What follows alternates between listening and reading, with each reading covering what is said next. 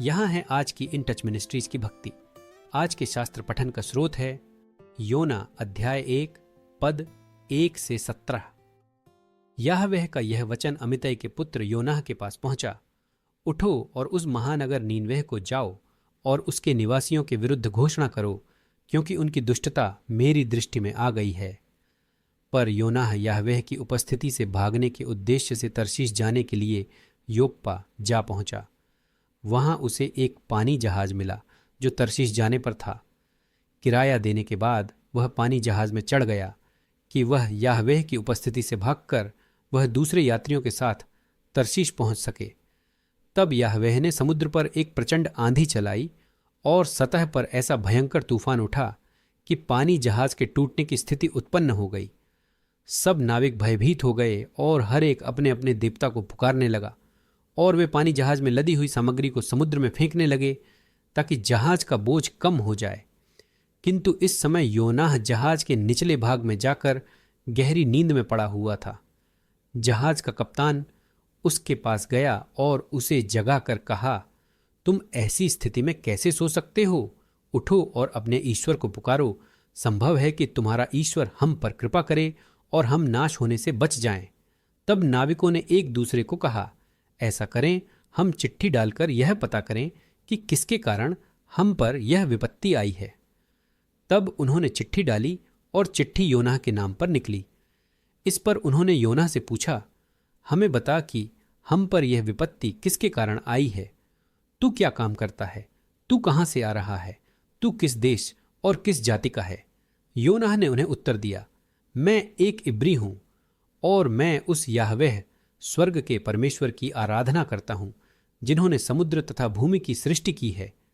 यह सुनकर वे भयभीत हो गए और उन्होंने योनाह से कहा, तुमने यह क्या कर डाला? क्योंकि योनाह उन्हें यह बता चुका था कि वह याहवेह की उपस्थिति से भाग रहा था। इस पर उन्होंने योनाह से पूछा, अब हम तुम्हारे साथ क्या करें कि हमारे लिए समुद्र शांत हो जाए? क्योंकि समुद्र की लहरें और भी उग्र होती जा रही थी। योनाह ने कहा, मुझे उठाकर समुद्र में फेंक दें, तब समुद्र शांत हो जाएगा, क्योंकि मैं जानता हूं कि तुम्हारे ऊपर यह बड़ा तूफान मेरे ही कारण आया है। फिर भी नाविकों ने जहाज को तट तक ले जाने की बहुत कोशिश की, पर वे सफल न हुए, क्योंकि समुद्र पहले से और उग्र होता जा रहा था। तब उन्होंने ऊंचे स्वर में याहवेह को यह कहकर पुकारा, हे याहवेह, इस व्यक्ति का प्राण लेने के कारण कृपया हमें नाश न होने दें। हमें एक निर्दोष को मारने का दोषी न ठहराएं, क्योंकि आपने वही किया है जो आपको अच्छा लगा। तब उन्होंने योनाह को उठाकर समुद्र में फेंक दिया और उग्र समुद्र शांत हो गया। इससे उन व्यक्तियों ने याहवेह का बहुत भय माना और उन्होंने याहवेह के लिए एक बलि चढ़ाई और मन्नतें मानी। याहवेह ने एक विशाल मछली ठहराई थी जिसने योनाह को निगल लिया, और योनाह उस मछली के पेट में 3 दिन और 3 रात रहा। योना परमेश्वर की योजना से बचने के लिए तरशीश की ओर भागा। संभव है भविष्यद्वक्ता ने सोचा हो कि एक दिव्य आज्ञा को अनदेखा करने से प्रभु उसे वापस ले लेंगे या बदल देंगे, पर इसके बजाय परमेश्वर ने योना के जीवन में नाटकीय रूप से हस्तक्षेप किया, जब तक कि उसने समर्पण न कर दिया।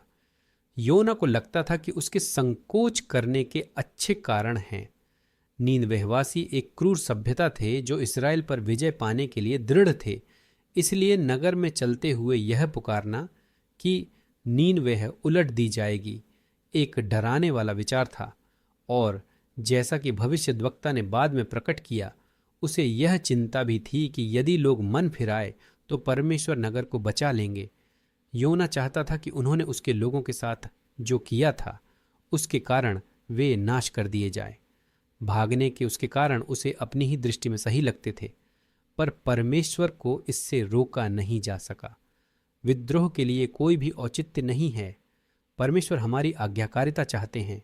वे हमसे किसी विशेष कार्य को करने के लिए कहते हैं, इसके उनके कारण होते हैं और उनके उद्देश्य हमेशा अच्छे होते हैं। प्रभु अपनी योजना को हमारे उद्देश्य के अनुसार नहीं बदलते, बल्कि वे घटनाओं, लोगों, परिस्थितियों और सदा निवासी पवित्र आत्मा की प्रेरणा का उपयोग करके हमें अपनी इच्छा के केंद्र में ले आते हैं।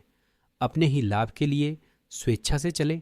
संभव है कि आपको वह कार्य विशेष रूप से पसंद न हो जो परमेश्वर आपको सौंपते हैं, पर यदि वे चाहते हैं कि वह हो तो भरोसा रखें कि उसका मूल्य अवश्य होगा।